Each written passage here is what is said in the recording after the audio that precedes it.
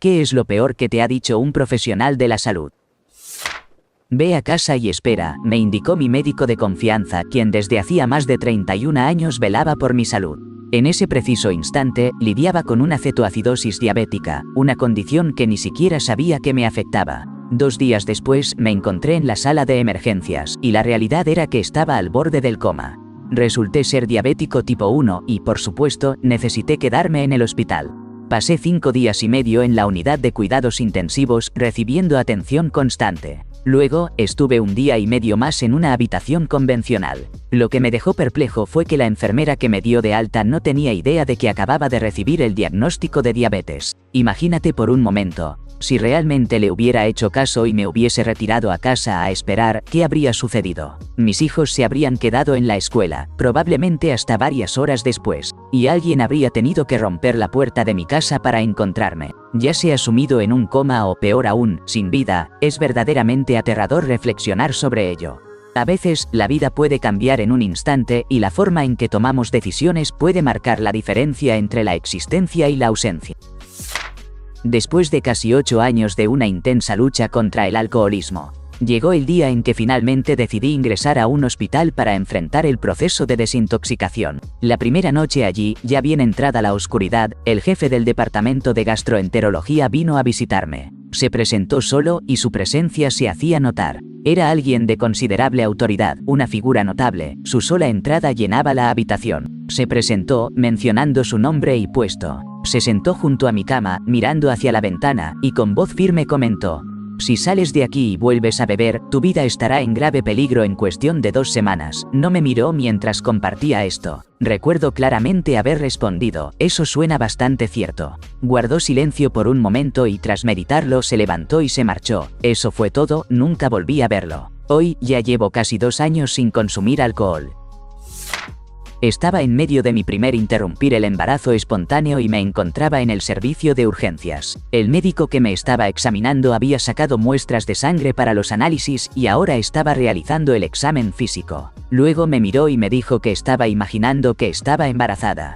Pude ver el horror en el rostro de la enfermera y, con el test de embarazo positivo en mi bolsillo, sabía que efectivamente estaba esperando un hijo. Después consulté a mi médico de cabecera, quien tenía el informe de los análisis. Sí, el resultado confirmaba que había estado embarazada y que estaba en el difícil proceso de perder a mi bebé. Me pidió que me asegurara de responder la encuesta que me enviarían por correo. Así lo hice y también escribí una carta. Mi queja llegó hasta el director general del hospital. El médico fue apartado de su puesto en urgencias y se eliminaron todas las implicaciones relacionadas con mi caso. Aseguré que la enfermera fue increíblemente amable y que cualquier inconveniente que hubiera tenido era únicamente con el médico. Durante un tiempo, lidié con un persistente reflujo ácido que fue deteriorando mi dentadura. El médico insistía en que si simplemente perdía un poco de peso, todo se solucionaría y que necesitaba moverme más. Cabe mencionar que en ese momento estaba pesando lo menos que había podido y me sentía bastante saludable, 66 kilos y mido 1.68 metros. Pero, a pesar de eso, se me aseguró que mi peso era la raíz del problema. Pasaron casi 2 años y, tras el nacimiento de mi hijo, comencé a experimentar vómitos de manera constante. Era una situación desgastante, no podía retener nada en mi estómago. Si no vomitaba comida, era solo saliva y bilis día y noche. Me decían que era el agotamiento natural de ser nueva mamá y que simplemente intentara chupar unos trocitos de hielo. Sin embargo, llegó un momento en que empecé a expulsar sangre. Recuerdo haber visto un programa donde explicaban que la sangre roja indica un sangrado activo, mientras que la sangre negra sugiere que ya ha tenido tiempo de coagularse. Así que, con mis conocimientos de medicina televisiva, decidí acudir a la sala de emergencias y, afortunadamente, fui escuchada.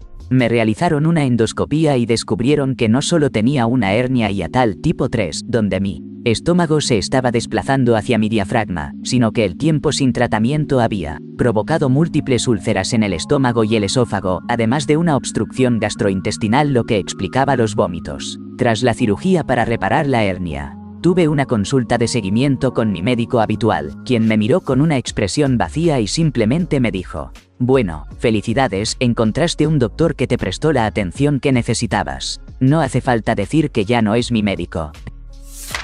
Mi periodo se retrasó 10 días, algo raro en mí que siempre he tenido un ciclo muy regular de 28 días. No podía ver a mi médico de cabecera. Así que opté por hacer una cita con un médico hombre, el único que tenía disponible. El tipo me dijo, a veces los periodos se retrasan. Regresas y te vuelve a pasar en 2 meses. Salí de ahí después de menos de 5 minutos. Y para colmo, me cobraron $240 por la consulta. Pasaron un par de años y llegó el verano de 2020. Tenía un dolor de garganta extremo pero, a pesar de hacerme múltiples pruebas de COVID, todas salieron negativas. Mi mamá, que es enfermera retirada, me aconsejó que me hiciera una prueba de strep. Fui a la clínica de urgencias más cercana, que, por casualidad, estaba en el mismo edificio que la clínica anterior, y adivina quién era mi médico otra vez. El tipo me metió en una habitación de aislamiento y se negó a entrar. Simplemente me evaluó por teléfono. Pasó todo el proceso y me dijo, es poco probable que tengas strep y se negó a realizarme la prueba. Esta vez, decidí plantar cara y le dije que no me iba a ir sin que me hiciera la prueba.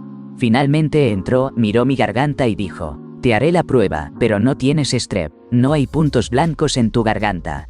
Unos minutos después, recibió el resultado y me llamó para decirme que era positivo.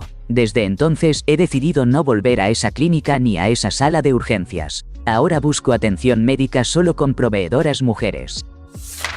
Estaba llorando en la sala de exámenes, hablando sobre el aumento de peso extremo y la pérdida de cabello que estaba experimentando, sin entender por qué me pasaba eso. Tenía apenas 24 años. El doctor, sentado en silencio, de repente me preguntó, ¿necesitas algo más de mí? Y salió de la habitación. En ese instante, supe que tenía que buscar un nuevo médico en cuanto saliera de esa oficina.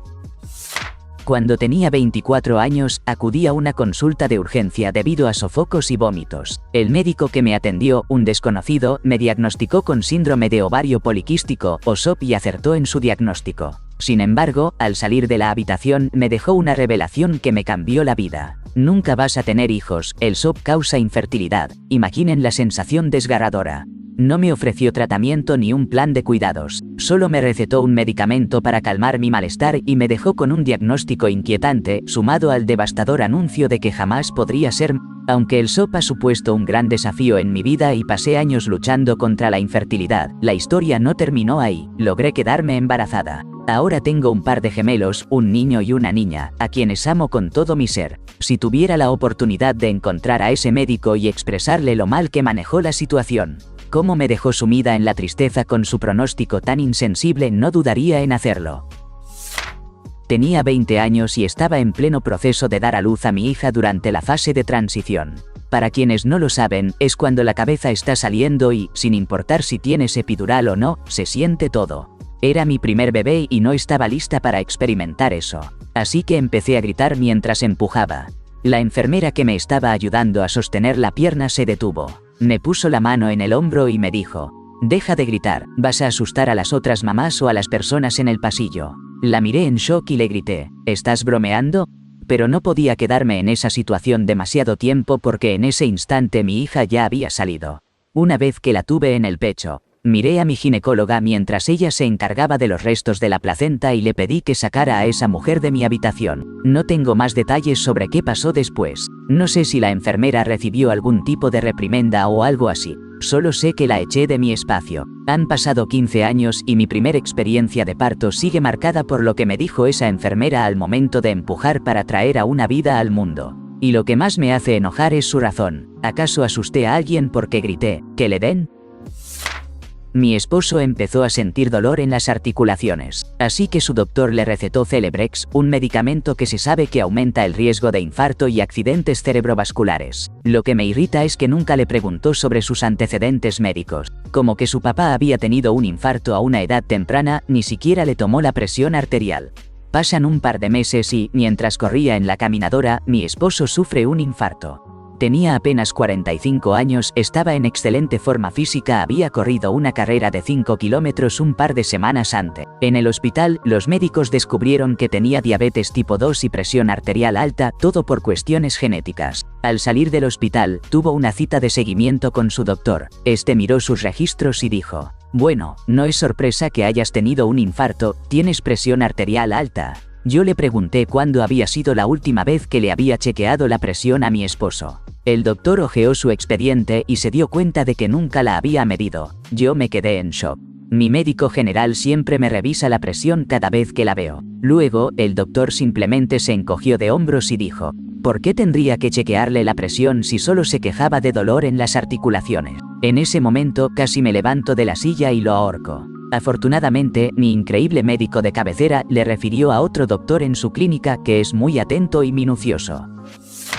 No fue delante de mí, pero en el pasillo, justo después del examen, escuché cómo le decía a la enfermera que mi presión arterial no habría estado tan alta mientras estaba embarazada si dejara de hacer tonterías, apuntando a las marcas que habían quedado en mi cuello, pero no eran simplemente moretones. Eran vestigios de un estrangulamiento, de un empujón brutal que me había llevado a golpearme contra la pared, dejando un agujero que aún retumba en mis recuerdos. Esto sucedió hace 40 años, cuando era una joven de 18 años asustada y sometida, atrapada en una familia que no ofrecía apoyo.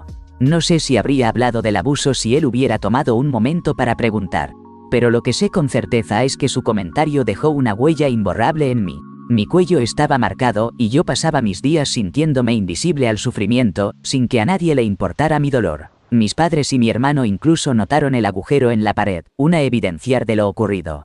Él podría haber hecho una diferencia ese día. En lugar de eso, eligió que debía sentirme avergonzada.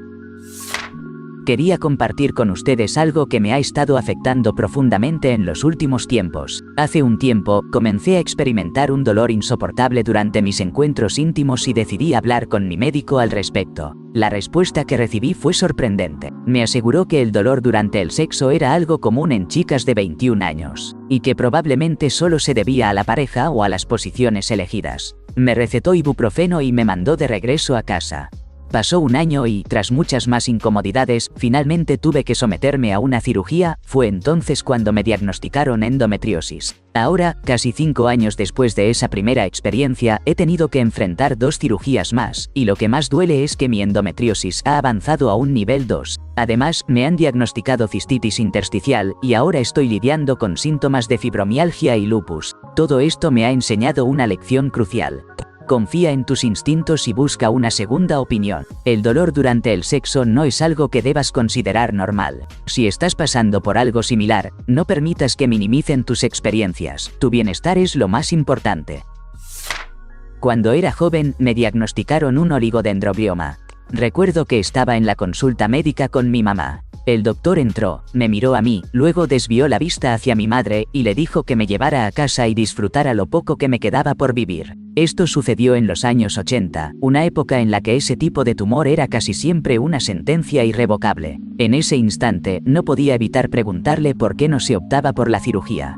Él respondió que podría no ser capaz de caminar o hablar después del procedimiento. Le expresé que si no hacían la operación, tampoco podría caminar, hablar o incluso respirar porque la vida se desvanecería. Le pregunté, ¿por qué no proceder con la intervención? No era como si pudiera quejarme si no salía como esperábamos. Afortunadamente, otro médico tomó la decisión de operar y aquí estoy, vivo y firme. Tuve que reaprender a caminar, vestirme y alimentarme gracias a esas intervenciones. La vida me dio una segunda oportunidad, y de ella he aprendido a valorar cada momento con profundidad. Cuando estaba embarazada, tuve una ecografía en la que la técnica me dijo: tu bebé es muy pequeño, probablemente nacerá sin vida. Fue un comentario tan frío y entregado con tanta indiferencia. Mi embarazo era de alto riesgo debido a mi edad, a que había concebido a través de fertilización in vitro y también a la diabetes gestacional. Mi bebé estaba midiendo un poco por debajo de lo normal, pero nadie había mencionado nada así antes. Además, en esa cita estaba completamente sola. Me hacían ultrasonidos una vez a la semana y electrocardiogramas 2 veces por semana. Estábamos bajo una vigilancia muy estricta. Curiosamente, esa técnica no era la que me atendía normalmente. Resultó ser la jefa de la clínica. Afortunadamente, mi ginecólogo estaba justo al lado. Así que, con lágrimas en los ojos y en un estado de pánico, me arrastré hasta su consultorio. Él llamó de inmediato a la técnica y le reclamó con una furia que jamás había visto en él. Después de eso, nunca más le permitieron atender a sus pacientes. Mi ginecólogo era el doctor más amable y cariñoso que había conocido. Así que verlo tan enojado fue realmente inesperado. Desde ese día, mi esposo y su tía nunca más me dejaron ir a una cita sola. Estás bien, no hay nada de malo contigo. Estás exagerando, le respondió un médico de emergencias en 2012 cuando intentaba hacerle entender que lo que sentía era peor que una simple migraña. 2 semanas después, tras un grave aumento de presión en la cabeza, me diagnosticaron hipertensión intracraneal idiopática. Tuve que ser hospitalizada, y no recuperé por completo mi visión y audición hasta 1 mes y medio después de que descubrieran qué me pasaba. Pero esa misma frase la escuché de nuevo, esta vez de otro médico cuando sufría de hiperémesis gravídica severa. Durante mi embarazo, estuve hospitalizada 4 veces y conectada a una vía con 3 distintos medicamentos para controlar las náuseas y 1 para el reflujo, hasta que mi bebé nació. Nunca permitas que los médicos te hagan dudar de tu salud. Cuando tenía 18 años, experimenté una hemorragia causada por un quiste ovárico. En ese instante, un médico del ejército entró en la sala. Observó algunas imágenes en la computadora, me miró a los ojos con una intensidad inquietante y me dijo: «Bueno, probablemente no podrás tener hijos, buena suerte». Y, sin más, se levantó y se marchó. Yo estaba allí, despojada de dignidad, con una pequeña toallita que apenas ofrecía una cobertura, empapada de mi propia sangre y sintiendo el frío del gel lubricante sobre mi piel. Nunca antes había experimentado una devastación y vulnerabilidad tan profundas, ni las he vuelto a sentir desde aquel momento. Y, por si a alguien le interesa, tenía razón. Él sugirió que mi pareja me dejaría porque mi depresión hacía que me costara mucho limpiar o cocinar. Han pasado 15 años y eso no ha sucedido. Resulta que me quiere a mí, no por mis habilidades como ama de casa. Pero, Dios, qué cosa tan cruel para decirle a alguien que está pasando por una depresión suicida y que acaba de confesar que su pareja es su principal apoyo. Una vez enfrenté una infección urinaria mientras viajaba en otro estado, lo que me llevó a un centro de atención urgente. Al consultar al médico, él me preguntó si estaba utilizando métodos anticonceptivos dado que estaba en una etapa activa de mi vida. Le respondí que no, ya que por cuestiones de salud no podía optar por ellos. El doctor, al escuchar mi respuesta, comenzó a golpear su bolígrafo sobre la carpeta con gesto pensativo y con una amabilidad inusual me dio un par de palmaditas en la rodilla antes de decirme: «Vas a quedar embarazada». En ese instante tenía 23 años. Ahora, a los 33, me alegra compartir que, a pesar de las predicciones ajenas, aún no he buscado la llegada de un hijo y he tomado la decisión consciente de no ser madre.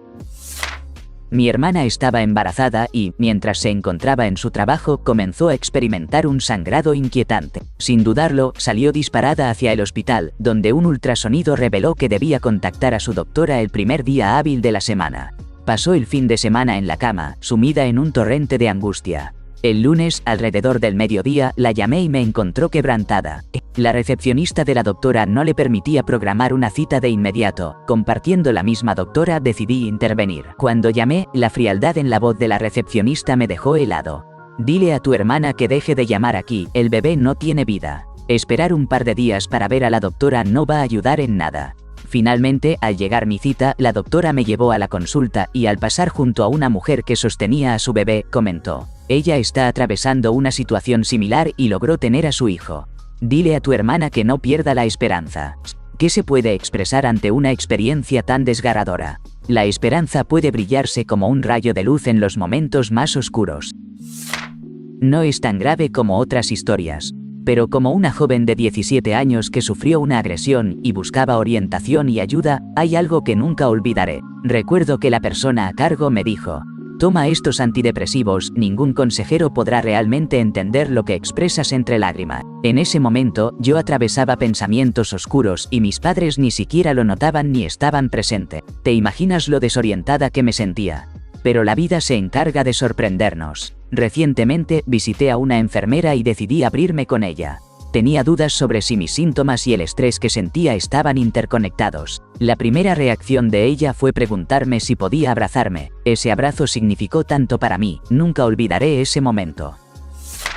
Hace un tiempo, un doctor mayor me dijo que todos mis síntomas se debían a que no podía tener hijos. Lo curioso es que yo nunca he querido tener hijos. Pero él insistía que no había nada físicamente mal conmigo, que todo era cuestión de mi cabeza. Además, comentó que los ejercicios que estaba haciendo no eran suficientes, sin siquiera preguntarme qué tipo de ejercicios realizaba. Desesperada, decidí buscar una segunda opinión y al día siguiente fui a otro médico. Enseguida me diagnosticó fiebre por picadura de garrapata. Me recetaron medicamentos y, para mi alivio, empecé a sentirme mucho mejor. A veces, una segunda opinión puede cambiarlo todo. Había un médico charlatán que pensaba que yo estaba inventando una historia sobre mis problemas de salud. Tenía palpitaciones cardíacas tan severas que me dejaban exhausto, mientras que el dolor me recorría desde la cabeza hasta la espalda. Bueno, no quiero ofender a nadie, pero pensaba que solo buscaba un cheque del gobierno. Pasaron los años, y después de algunas pruebas electrónicas, se descubrió que sufro ataques epilépticos mientras duermo, y son brutales. Pueden llegar a ser casi 90 por hora, cada uno con el potencial de ser fatal. Es una lástima que ese médico ya no trabaje en este campo, porque de verdad me encantaría darle una buena lección, y créeme, no sería precisamente amable. Tuve una hinchazón misteriosa en el labio que me hacía parecer que me había hecho un relleno labial mal hecho. Cuando fui al doctor, su actitud fue bastante despectiva, ignorando mis preocupaciones de que podría tratarse de un absceso para mí. Eso era lo más lógico, y cuando le mencioné el dolor que estaba sintiendo, simplemente me dijo que dejara de tocarlo. Cuando le aclaré que no lo había estado tocando, me respondió que el hecho de lamerme los labios antes de hablar era lo que lo empeoraba. Frustrada, empecé a sentir cómo las lágrimas se acumulaban en mis ojos molestamente. Lloro con facilidad cuando me frustro. Él, mirándome con condescendencia, me preguntó si la gente estaba comentando sobre mi labio, como si mi preocupación fuera por la vanidad y no porque realmente estaba lidiando con un problema de salud. Salí de la consulta sintiéndome vacía. Al final, la hinchazón se me bajó sola, y todavía no tengo idea de qué pudo haberla causado. Eres bastante saludable para un chavo de 15 años. Tal vez deberías dejar el ponche de frutas, podrías perder un poco de peso. Eso me dijo el doctor. Imagínate, yo era un adolescente que corría 5 kilómetros todos los días y no me podía explicar esas palabras. Además, nunca me han gustado las bebidas o alimentos dulces, así que empecé a cuidar lo que comía, a pesar de que pesaba 59 kilos empapado. Ahora, 15 años después, sigo dándole vueltas a eso en mi mente. No sé a qué números se refería el médico, pero siempre sentí que me cuidaba bien y prestaba atención a la información sobre los trastornos alimentarios después de aprender sobre ellos. Era una lucha extraña entre quizá no deberías comer eso y necesito alimentarme. No hay forma de que ese doctor tuviera razón. Hoy, soy un ciclista de montaña que pesa 100 kilos y entrena varias veces a la semana. Si pudiera regresar en el tiempo, le diría a aquel chavo de 15 años que ese doctor necesita comerse sus propias palabras. Creo que he tenido suerte. Mi médico simplemente anotó en mi expediente que mi apariencia era bien alimentado y agradable. Si algún día escribo unas memorias, ese será el título. Edith. Gracias a todos por darle tanta atención a mi pequeño comentario y por compartir sus divertidas historias, y hasta un premio, aparentemente. Nunca había abierto mis notificaciones y encontrado tantas. Hice lo posible por responder a cada uno de ustedes mientras me comía un croissant de almendra relleno de crema. Antes de ver a Tina Fey y Amy Poehler, dos personas realmente hilarantes y talentosas, actuar en vivo, durante la gira de Las Piernas Inquietas. Mientras leía sus mensajes, puede que haya omitido responder a algunos. Se volvió un poco abrumador por un momento. Sinceramente espero que todos aprendamos a buscar el humor en nuestras situaciones. Les prometo que siempre está ahí, incluso si a veces hay que rascar un poco para encontrarlo. Los resultados de las pruebas reflejaron irregularidades, incluso para un adulto, pero no me atreveré a ofrecer un diagnóstico porque eres muy joven para enfrentar eso. Así comenzaba toda esta travesía médica. Imagínate, había pasado un año sin la llegada de mi ciclo. Y cuando, finalmente, las cosas regresaron a una aparente normalidad, fue un verdadero caos. Mi situación era como jugar a la ruleta. Nunca sabía cuándo aparecería mi menstruación y, cuando lo hacía, permanecía durante un mes completo. Ahora estoy tomando anticonceptivos y empiezo a sospechar que podría estar lidiando con el síndrome de ovario poliquístico. Pero aquí viene la complicación. Para obtener un diagnóstico claro, tendría que interrumpir la medicación por un mes y repetir los análisis de sangre. Es frustrante, ¿no? Este juego del quizás parece no tener fin. Tenía 18 años y era un músico en ciernes cuando me diagnosticaron tendinitis. Recorrí varios médicos y finalmente un especialista me dijo: bueno, probablemente tengas que dejar la música para siempre. Fue una noticia devastadora. Después de un año comencé a tocar de nuevo, siguiendo algunas terapias físicas que encontré en internet por mi cuenta. Desde entonces nunca volví a tener problemas. El tipo era un idiota. Solo porque sus analgésicos y cremas no funcionaron, pensó que yo era un caso perdido. He tenido peores experiencias, pero esta siempre me deja pensando cuando la recuerdo. Espera un momento, déjame llamar al doctor para asegurarme de que estás en trabajo de parto, lo dijo con un tono burlón. Mientras tanto, estaba mirando los picos en el gráfico de contracciones en la sala de triage. Yo apenas podía hablar por las tonterías que me estaba preguntando. Mi mamá casi se le lanza por esa frase cuando salió de la habitación. Recuerdo que cuando estaba en trabajo de parto, me incliné sobre la mesa para recibir la epidural. En ese momento, el anestesiólogo soltó un profundo suspiro y comentó: siempre les digo a las mujeres embarazadas que no suban de peso en la espalda y nunca me hacen caso. Mi esposo simplemente movió la cabeza y susurró: no lo hagas, tiene una aguja enorme. En ese instante, yo estaba tan desesperada que no dije nada, pero han pasado 16 años y aún lamento no haberle respondido a ese hombre. Después de tener una cesárea de emergencia, donde la epidural y el bloqueador del dolor espinal no funcionaron, una enfermera en la sala de recuperación me dijo: solo sientes tanto dolor porque te estás dejando llevar por la angustia. Esas palabras resonan en mi cabeza. Literalmente sentía que todavía estaba abierta y que mis entrañas se estaban cayendo. Me pusieron morfina en el suero y ni siquiera la sentí. 10 años después, cuando tuve una histerectomía, nunca experimenté tanto dolor como entonces. Increíble, ¿verdad? La otra noche, le pedí a mi esposa que me llevara a la sala de emergencias. Estaba preocupado porque sentía que estaba teniendo un derrame cerebral. Y, bueno, no estaba del todo equivocado. Apenas llegamos, anunciaron el código de emergencia y de repente, un montón de médicos y enfermeras entraron corriendo, listos para ayudarme. Con tantos nervios, mi presión arterial estaba por las nubes. En medio de todo esto, una enfermera se me acerca y con un ligero acento ruso me dice: ¿quieres morir? Porque con esta presión te vas a morir. Gracias por la buena vibra, ¿no? A veces, la forma en que se dicen las cosas tiene un impacto inesperado, pero eso sí, el ambiente era todo menos tranquilo.